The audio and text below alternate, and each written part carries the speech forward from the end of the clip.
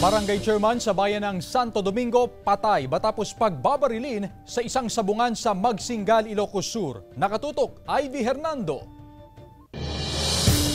Di bababa sa 5 tama ng bala sa katawan ang tinamo ng 65 anyos na barangay chairman ng Santo Domingo, Ilocos Sur na si Lawrence Angco.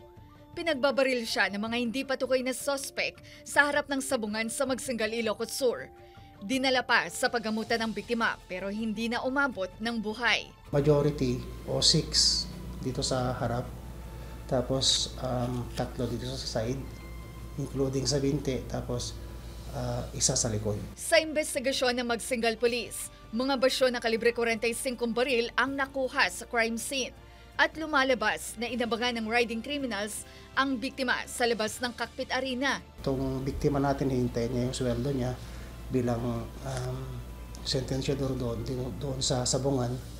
Tapos nung pauwi na siya, doon na siya inabangan nung gunman natin. Ayon sa asawa ng biktima na tumangging humarap sa kamera, wala silang alam sa motibo ng pamamaril.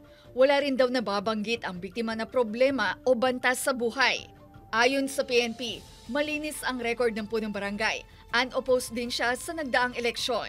Patuloy ang investigasyon sa posibleng motibo sa pamamaril at kung sino ang mga nasa likod ng krimen. Kasama si Norman Raca, Ivy Hernando, 1 North Central Luzon.